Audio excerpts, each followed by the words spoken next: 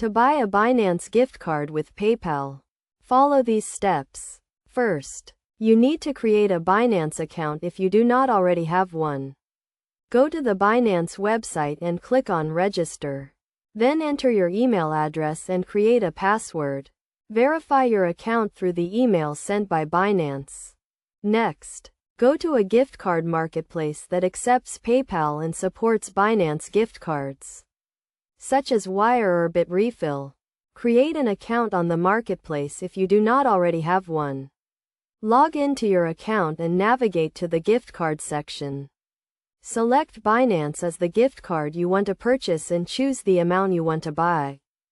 Now, proceed to the payment section and select PayPal as your payment method. You will be redirected to the PayPal website to complete the payment. Log into your PayPal account and confirm the payment. Once the payment is successful, the gift card will be sent to your email address. After receiving the gift card, log into your Binance account and navigate to the redemption page. Enter the gift card code and select the currency you want to redeem it in. The amount will be credited to your Binance account. You can now use the funds to buy cryptocurrencies on the Binance platform.